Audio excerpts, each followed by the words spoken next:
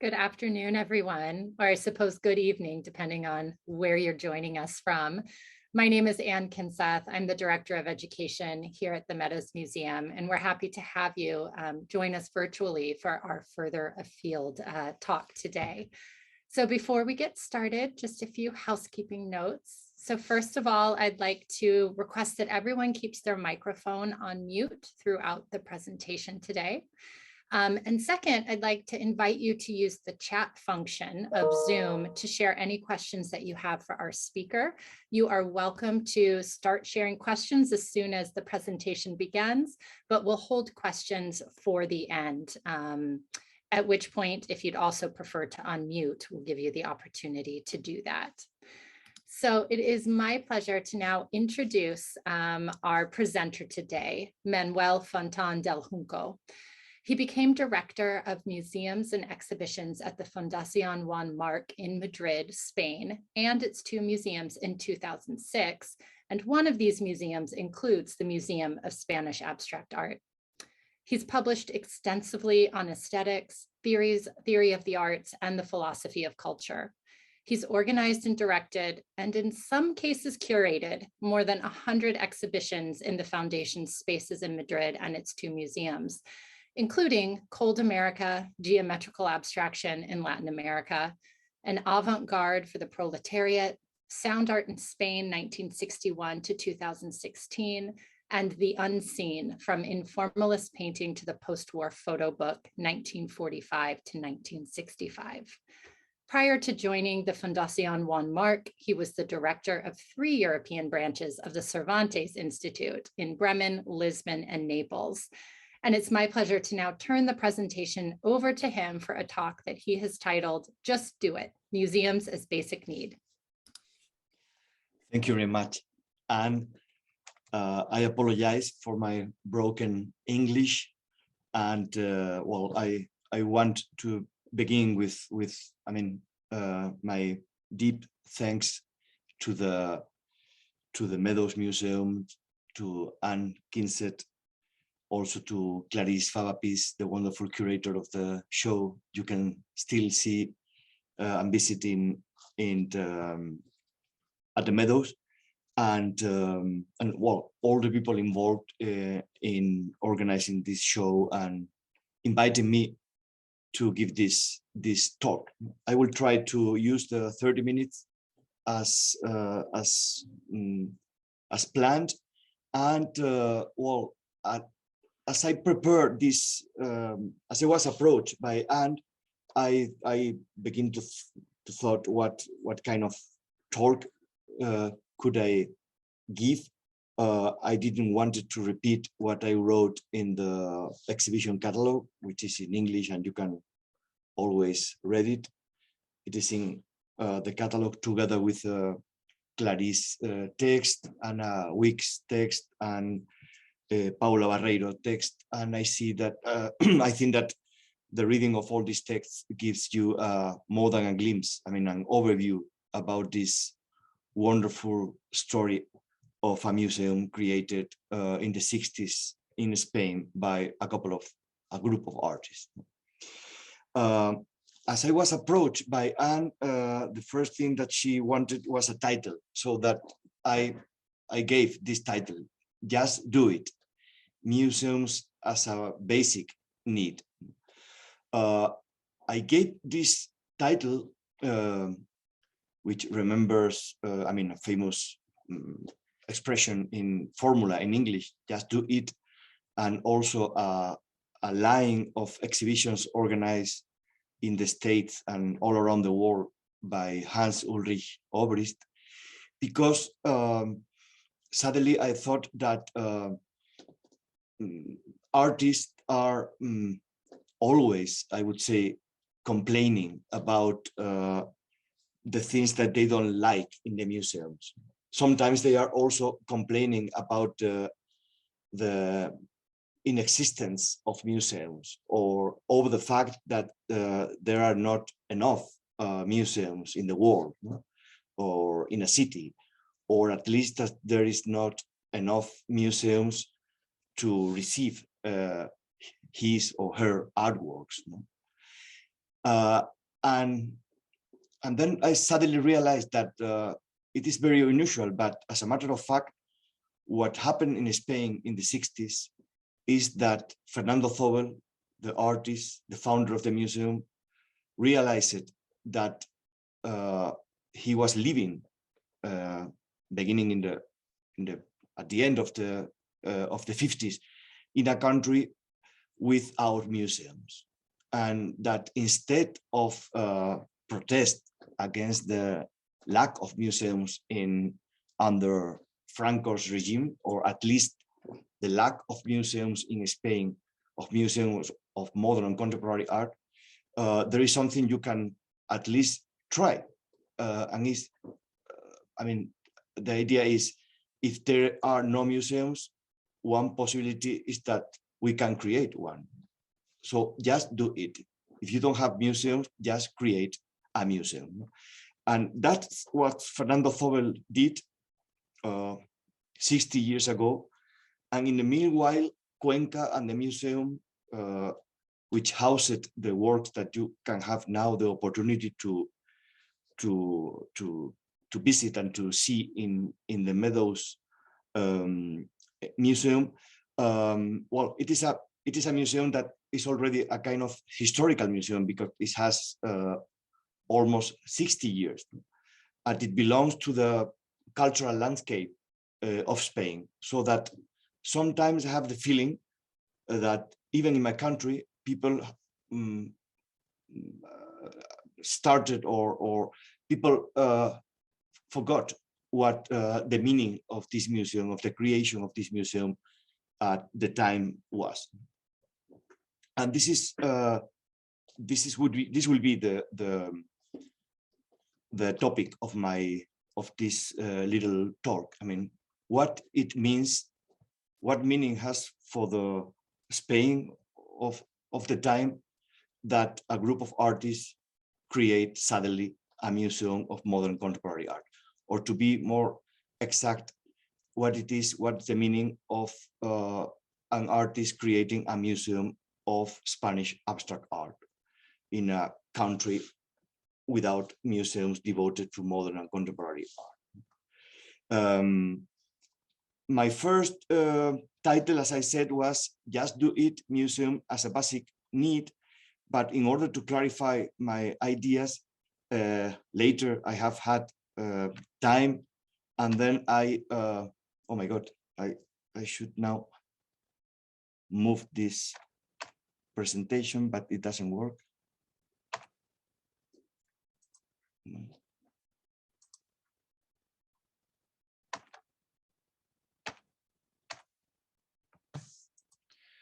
And I'm sorry, but as we have had the rehearsal. So here's what I suggest. I would suggest that you, oh, you got it. I got it. I don't know how, but well, as I said, later I was thinking about the title, and then I thought that perhaps this title could be more illuminating as the first one. I mean, cultural politics without politics, the case of Fernando Zóbel, or the case of the creation of the Museum of Spanish Abstract Art.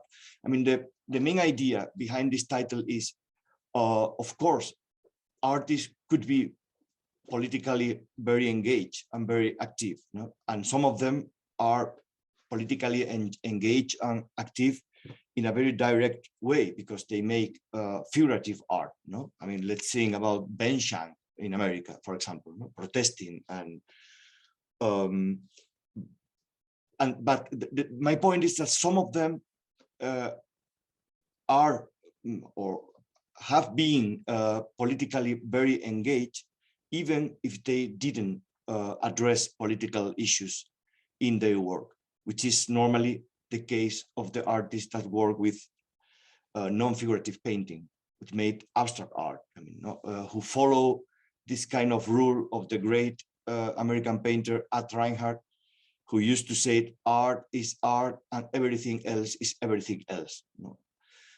Politics is everything else, life is everything else, decoration is everything else, typography, design, all these things belong to life, but they are not exactly art. Just in case my English is more than broken and I am unable to transmit what I want to transmit to you this afternoon, let me briefly read you the description of the talk that I sent to Anne, because I am not sure that that you have read it, and perhaps this is a good way to make a first statement and then to begin to develop it. What I want to tell you is the following story. During the 60s, Spain was, as you all know, under a dictatorship, a military dictatorship, that had begun to have already diplomatic relations with other European countries and with the United States. The official cultural policy of the regime took advantage of this certain openness, what we call in Spain, la apertura, I mean the openness of the regime abroad, to present the work of abstract artists in international forums, like the Venice Biennale or the São Paulo Biennale, above all, giving an image of a modern country open to avant-garde art. Because of, as you understand, the Spanish abstract art is formally the same as the French or Italian abstract art, and the same as the American abstract expressionist or abstract art. And all these art forms were envisioned at the time as a kind of signal of the democracy that reigned in all these countries, in opposition with the socialist realism, which was the official artist practice behind the Iron Curtain. The point is that in the interior of the country, despite this image abroad of a country open to avant-garde art, to abstraction, to art freedom, so to say, in the interior of the country, legislation prevented freedom of political association and freedom of expression, and neither artists nor citizens had museums in which to exhibit and learn and enjoy this modern and contemporary art that was shown by the authorities outside Spain. And that was the case until one of these artists, Fernando Zóbel, decided to just do it, decided to create a museum in 1966, and not in Madrid or in Barcelona or in Bilbao, I mean, not in one of the big cities of Spain at the time, but curiously, he decided to create this museum in a very small town, and he founded and created the museum at his own risk, totally independent, intellectually, politically, and financially, of Franco's official cultural policy. And this is a kind of miracle. This is a kind of magic moment. This is a situation, a very strange and, on the other hand, beautiful and important and significant situation. This idea of this reality of an artist creating a museum, because otherwise the Spain or the country where he lives will remain without museums. That's the history that I want to refresh or to tell you. As you know, Zóbel selected the Cuenca, the little city of Cuenca, because he was informed by Gustavo Torner, another artist from Cuenca, who he met at the 1962 Venice Biennale, that a group of literally hanging houses coming from the 15th century were renovated, were under renovation in his birth city in Cuenca. The first thing that Zóbel answer to Gustavo Torner was a kind of despective, well, with sympathy, but a despective, what have I to find in Cuenca? ¿No? O sea, ¿qué se me ha perdido en Cuenca? ¿No? I haven't lost anything in Cuenca. No, I don't know Cuenca. I never visited Cuenca, and it's not probably the place I want to visit. If so, in principle. No? But Torner convinced him, and they make a little trip to Cuenca in 1962 after this meeting at the Biennale of Venice, and finally they go together to Cuenca, and they have a meeting with the mayor of the city, and at the end, 4 years later, the Cuenca Museum was opened in the Casas Colgadas. Here you can see a photo of 1966 in the clothes of the children, and in the fact that there is no pavement in the streets. You can have a kind of how to say that, of impression of how looked a little town in Spain in the 60s. No? But in this little city, in this building, Zóbel decided to create the museum, no? In a country, in a city, sorry, where you still can find, I mean, a guy with a donkey transporting, I don't know what, no, to I don't know where. But I mean, with this ambiente of little Spanish hill town of the 60s. No? Well, Zóbel created the museum, and he created the museum with the collection, with his collection. He didn't want to receive gifts of other artists. He brought the whole collection, sometimes waiting years for the piece that he wanted. That's the case of the Chillida piece that you can see at the entrance of the Meadows exhibition. That's the case of the big one of the big paintings by Antoni Tàpies. That's the case of a lot of artists. Zóbel waited and waited until he could select the best, or the piece that he thought that was enough representative of this artist, or that could fit in a special space, in a corner or in a wall, or of the museum of the Casas Colgadas.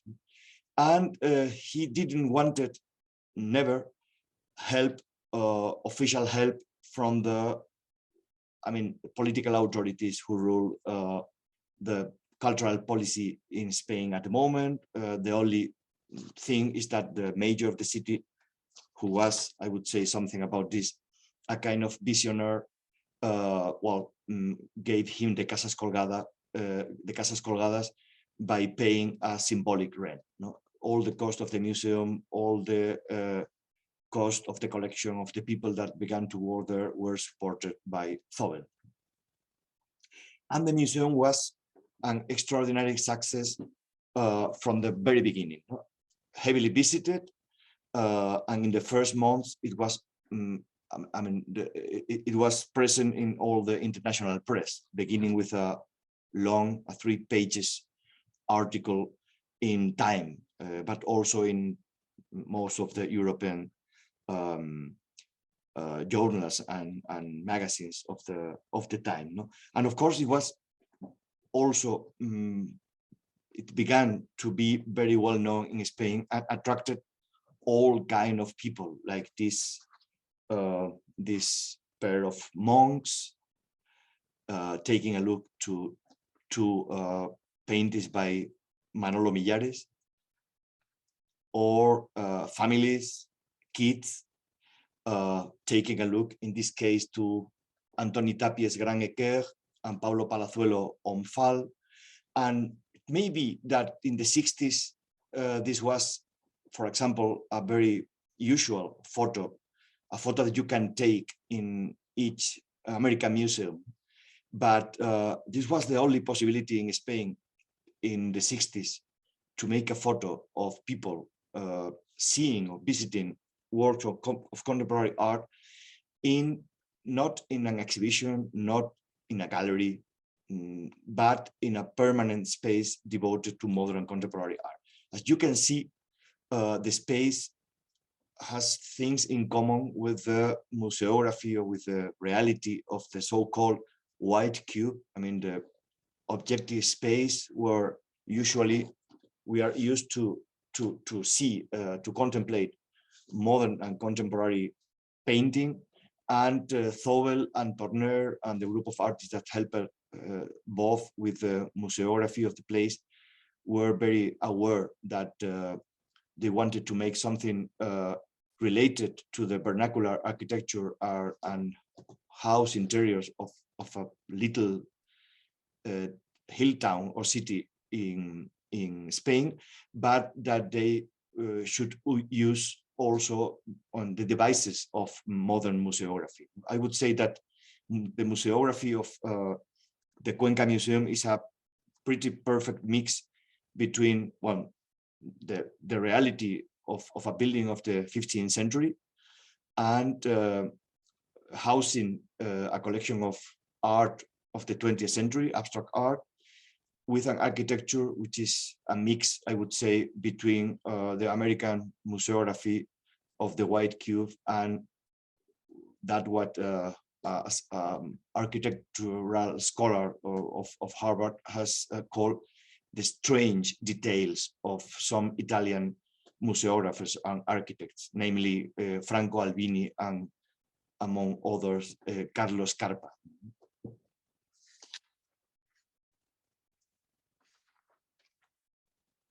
This all was, I mean, the work of the idea of a young Spaniard, young at that time, born in the Philippines, educated in Harvard. This photo is taken somehow in New England, that came to Spain at the end of the 50s and to be a Spanish abstract artist, that realized that he was arriving to a country without museums, and that decided to create the museum that didn't exist at the moment.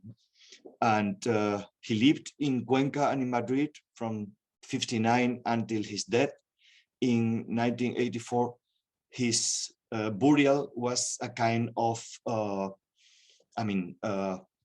very special circumstance. No, I mean, the whole city and a lot of Spanish personalities at the moment. The party in the government was the Socialist Party, and the vice president of the Socialist Party and the Minister of Culture attended Zóbel's burial, because the significance of Cuenca for the country, not only the significance of Zóbel as an artist, but Zóbel as a kind of cultural impresario, as a founder, was so big that they wanted to pay an homage to Fernando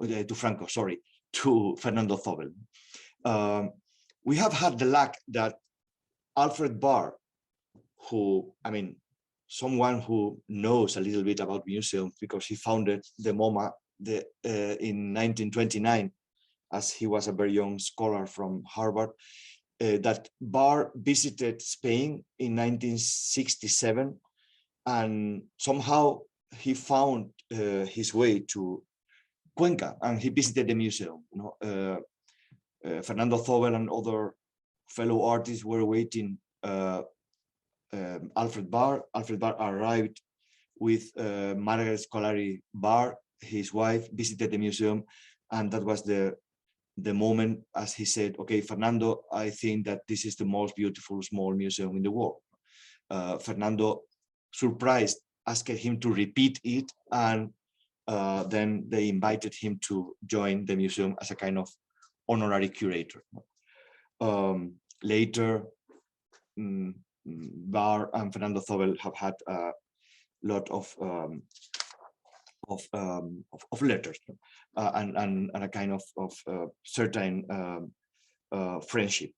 Okay, I don't have a lot of time, so I wanted to explain what I wanted to explain, asking this question: if someone would or want to explain what happened, or which was the significance of the creation of a little museum of Spanish abstract art in the Spanish of the dictatorship, if they, instead of writing a scholarly article for a catalog, or instead of preparing a boring lecture like mine today, if they were trying to make a film about this story, what kind of film would they have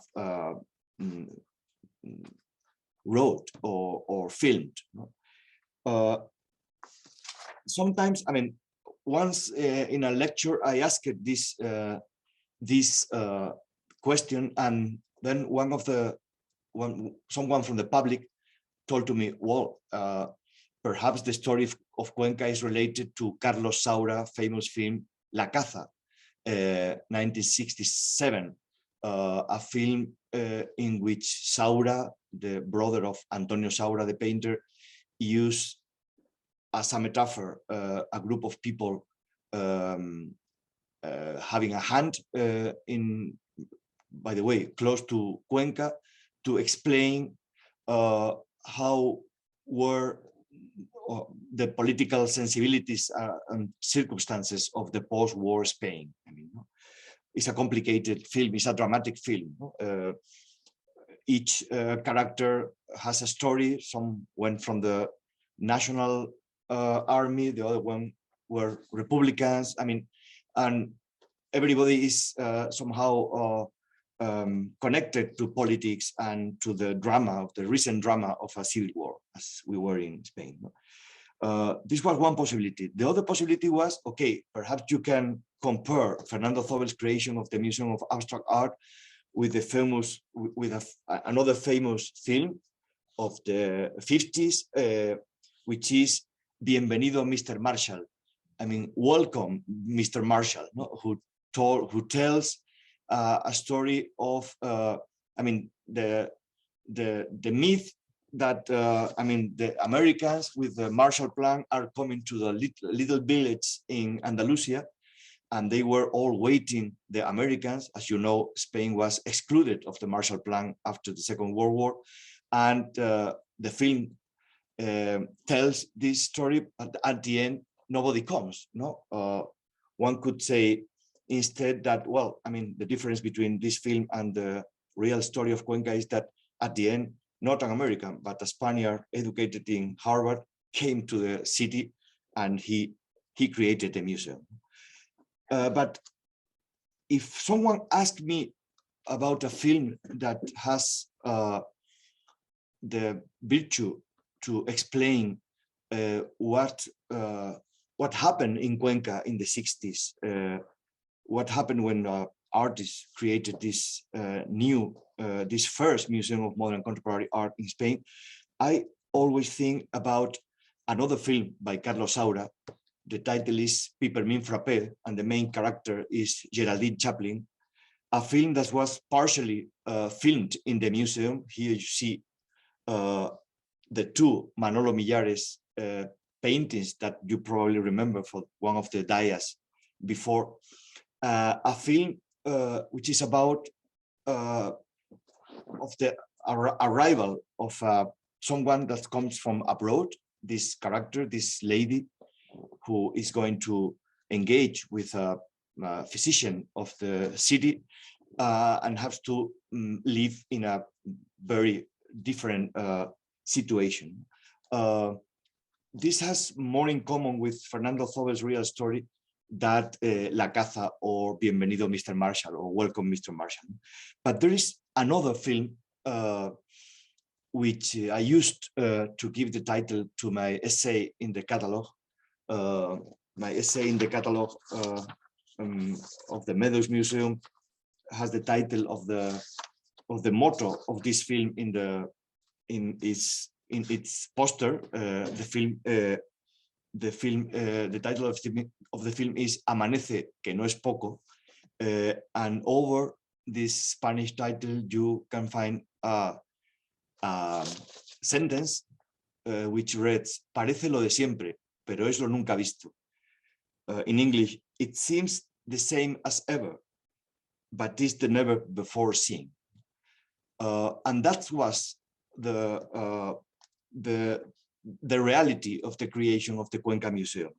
It seemed the same as ever. Okay, another museum. If you forgive me, another boring museum.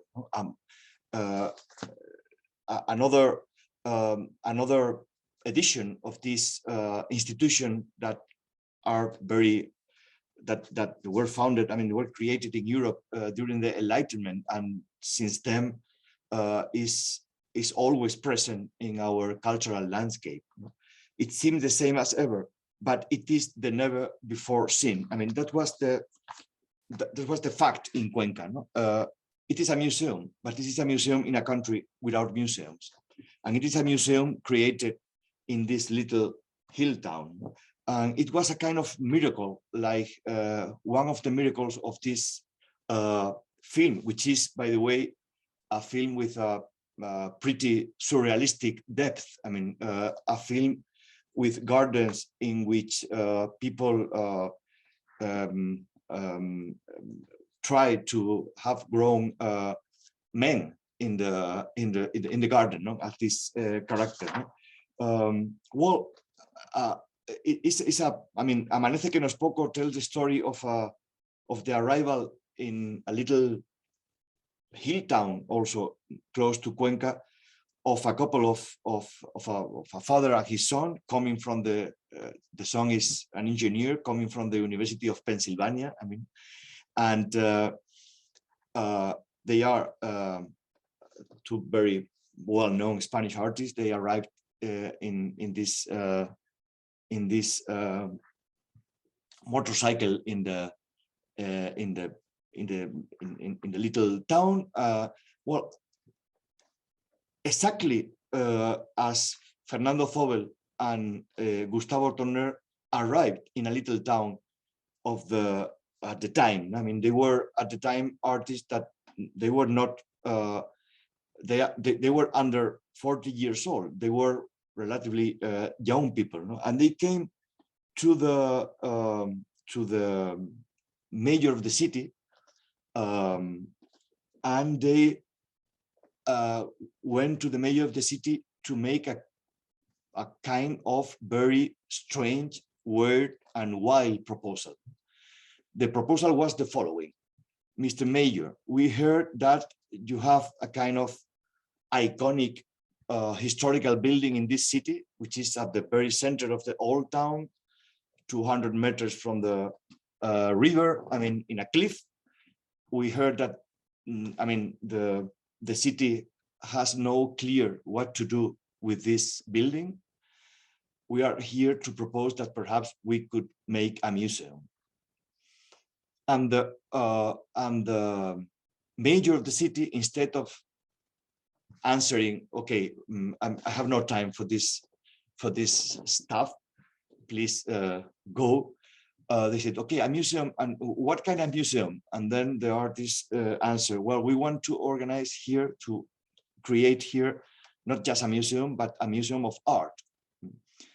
And not just a museum of art, but a museum of modern art. And not just a museum of modern art, but a museum of abstract art. You know?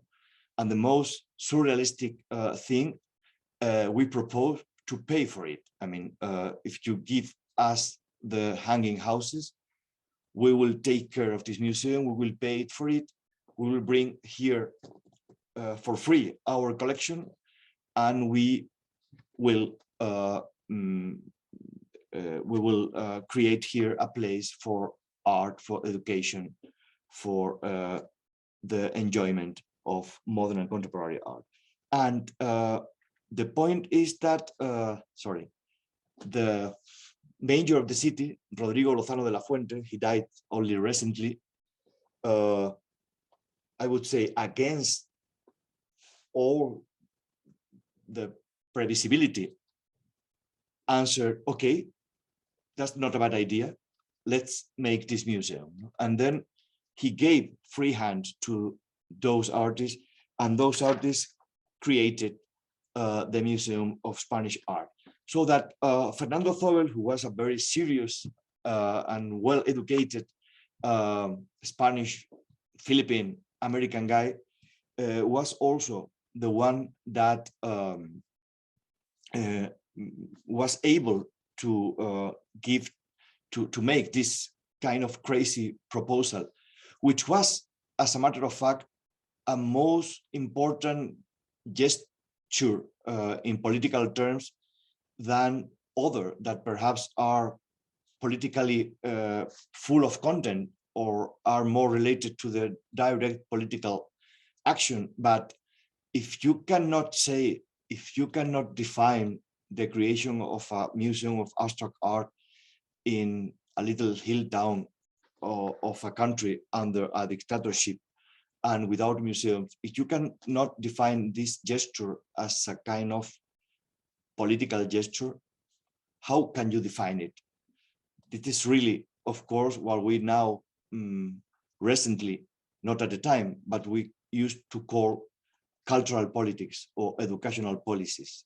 That's the point of the creation of a Museum of Abstract Art in Cuenca. A museum, by the way, who opened his library from the very beginning, and a library that received monthly art in America, L'Oeil, Das Kunstwerk, I mean, all the international magazines about modern contemporary art, library with catalogs and books about all modern and contemporary artists. It was really a kind of window to the outside, kind of free play to play free with art and with all the things that belong to the modernity. And this was the significance of the creation of this museum in the old city of Cuenca almost 60 years ago. Thank you very much. And now I'm open to all kind of criticism and questions and whatever. Well, thank you so much. We actually do have several questions in the chat, so I'd love to kind of start with those. So our first question came in from, I think, Andy, who is wondering about the Paulu, excuse me if I'm pronouncing it incorrectly, Museum Mark in Palma. Yeah. I don't know if you know anything about that museum, but he's curious if it also opened under Franco's reign. Well, yes. I mean, the museum in Palma belonged also to the Fundación Juan Marc, but it has a very different story. The museum that we call now, at the moment, Museu Fundación Juan Marc in Palma, is housed in well, a beautiful house in the center of the city of Palma in the Balearic Island, which was the first address, the first home of Juan Marc, our founder, already in the 30s. In the 90s, the Fundación decided that perhaps we could have also activity in the islands, because our headquarters, as you know, are in Madrid. And we opened this little museum with the title Colección Marc, I mean, Marc Collection. And we opened in 1990 with 36 works by 36 artists. This has developed, I would say, in the shadow of the Cuenca Museum, because a lot of pieces of Zóbel's collection went to Palma de Mallorca, and they were also complemented with other pieces bought by the Fundación. No, essentially, in Cuenca, you can see Zóbel's collection, a collection of Spanish abstract art from the 50s, from the late 50s until the late 70s, so to say. And in Palma is a little bit different. You have a kind of, as in the Meadows, a kind of little group of artworks of the Spanish classical avant-garde. I mean, Salvador Dalí, Joan Miró, Pablo Picasso, Juan Gris, Julio González. And then you have abstract and figurative painting and sculpture of Spain until this century, so to say. I mean, the last pieces are pieces by Miquel Barceló that you know, because the Meadows own a beautiful painting by Barcelona. But it's not. It is also related to the Fundación, but as I said, it was founded already as Spain was a full democracy in the 90s. Thank you.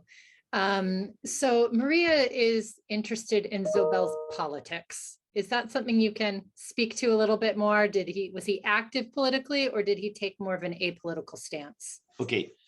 Well, as a matter of fact, I mean, I began to think about the story I tried to tell because I wanted, this is a very beautiful sentence by William Morris, I wanted to give form to my discontent. I mean, I was unhappy with the fact that the Cuenca story hardly appeared in the usual historical accounts or about the relationship between art and politics in Spain, between the 50s and today, so to say. I mean, people used to quote, "Oh, what a nice thing! Look, a couple of artists founded a museum," and sometimes they give to this reality a paragraph, no? And at the same time, a lot of authors devoted a lot of pages and space to other stories which relate arts and politics under Franco, especially abroad, which are, in my opinion, not so significant as Cuenca. I try to explain. Fernando Zóbel, as an artist, he was apolitical. I mean, as almost all abstract artists when they are painting or sculpting. I mean, if you are making a sculpture of Stalin, of course, or of Franco, of course, you are making political art.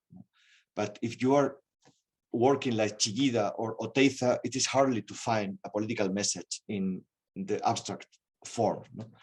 But I mean, to be political concerned, to be politically engaged, doesn't mean just to be politically active, to be member of a party, to be, I mean, I don't know, making a agitprop in the underground. I mean, no. You can also be a kind of politician because you create a museum which is understood as a educational and cultural device.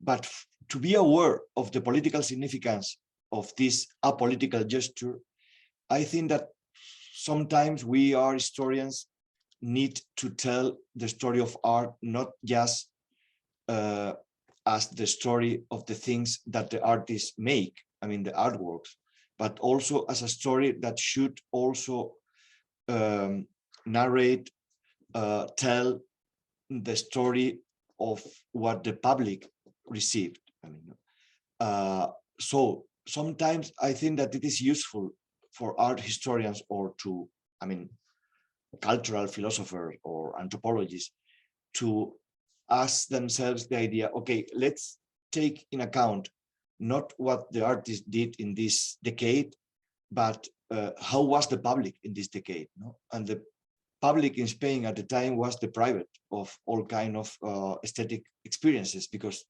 there were no museums to see these artworks. No? So that to create one is really, I mean, a gesture that belongs to what we now call with all normality educational politics or cultural politics. No? In fact, today, the state, at least in Europe, in America is more on the hand of the private initiative, but the state is a cultural state. I mean, the state, the government and the local government, they create museums very very often. I mean, they are the whole time creating museums. I mean, and like hospitals or schools. And now we see that, of course, that belongs to the politics, to the official politics of democracy, but not at the time. And that was Zóbel did.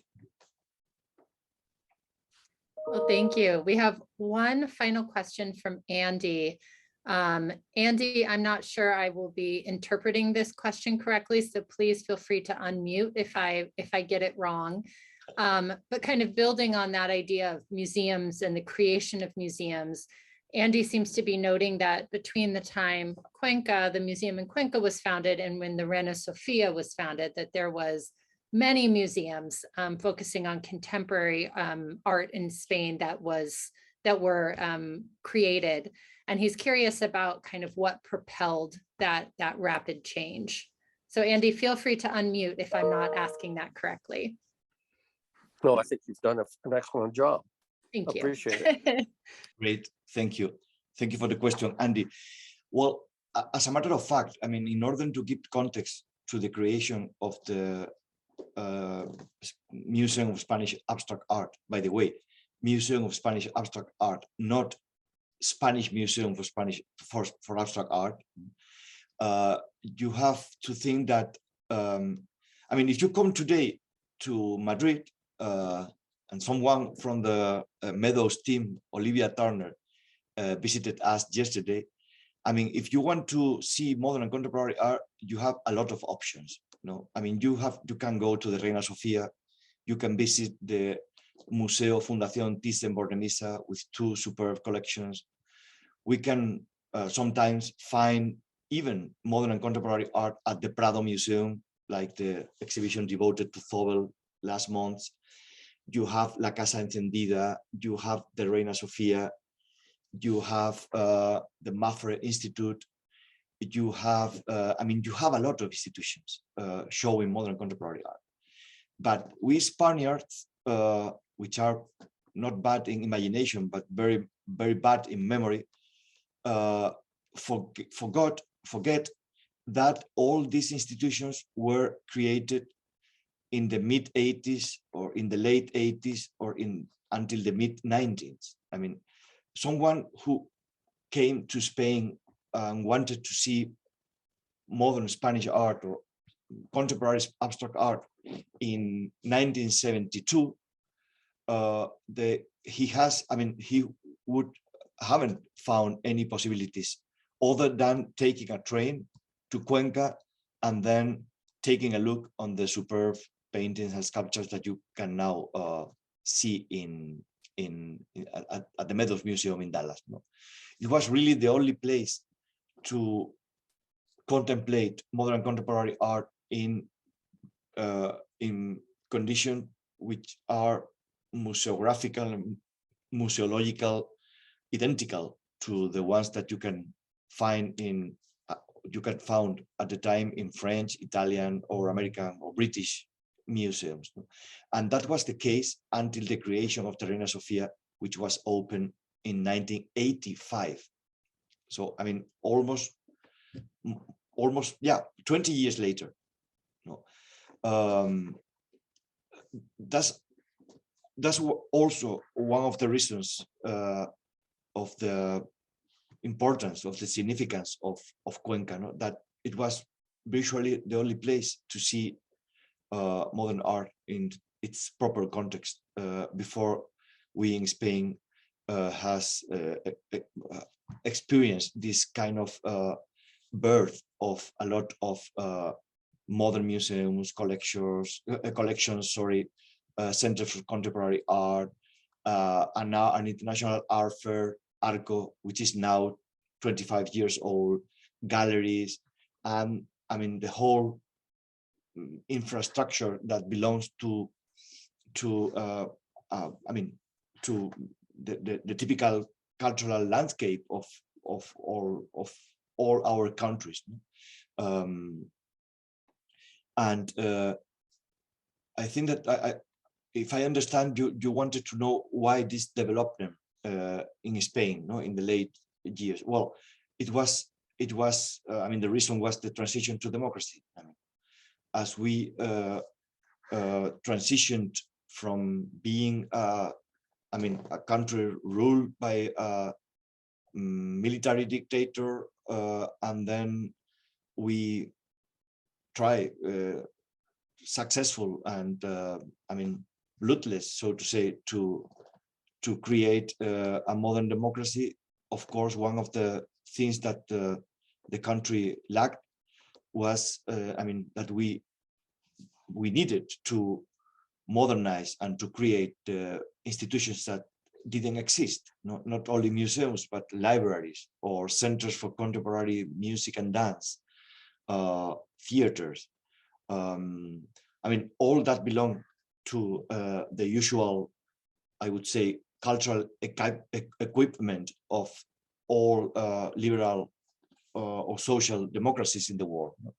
And this is something that Spain, the state, and also the private initiative, not only the Fundación Juan, but other institutions haven't create in the last 25, 30, 35 years.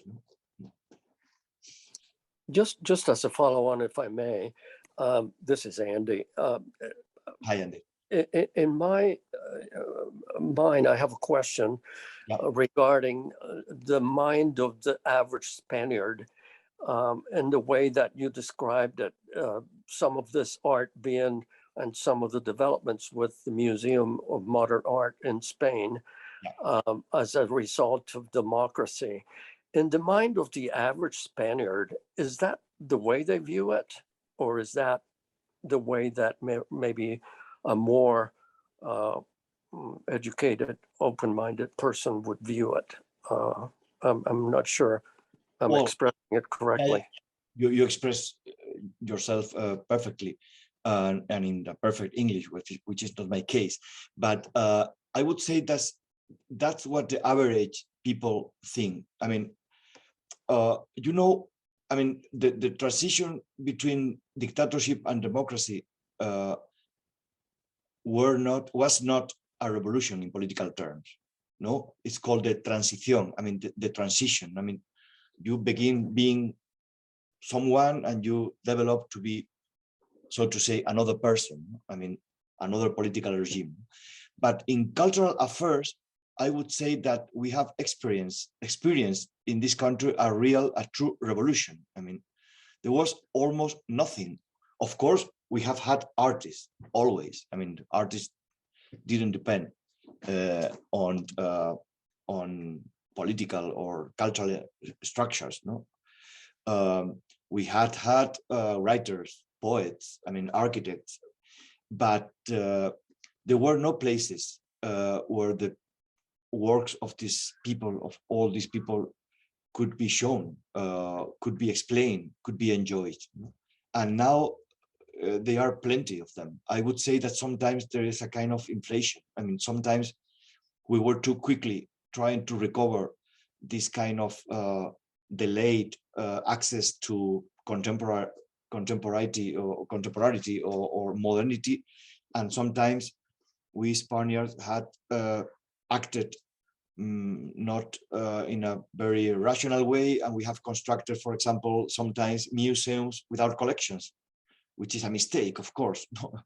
Or we have created things that perhaps were, I mean, offering things that for what is not enough demand. No, but in general terms, I would say that I mean, in the last 30, 40 years, Spain has changed in this point, and I really think that that's the impression of the average Spanish citizen, and not just the impression of the most cultivated or high culture sector of the inhabitants of Spain. Well, I'd like to thank you. Oh, go ahead. Oh, sorry. No, of course, you can also find a lot of critical voices, among others mine, related to, I mean, some of the forms that this kind of cultural renewal has taken. Sometimes, I mean, they are really very successful cases, and also, I mean, things that it would have been better not to make, not to construct, not to develop, so to say. But well, I think that the balance, the result at the end is a good one. I mean, if you go now to Spain, I don't think that you will find a difference between the cultural institutions that you can see in the other countries of Europe, or that you can find in the States, or I mean in the Western world, so to say. And that's a good news for our country. Well, the chat box is full of comments just thanking you for this fascinating presentation, and not only the presentation, but thanking you for working with the Meadows to bring the work from Cuenca here to Dallas for us, those of us in Texas, to see. So I'd like to echo the thanks. It's been a real pleasure. I appreciate you joining us in the evening all the way from Spain. Thank you so much. Well, I thank you for hearing me, and for your passion.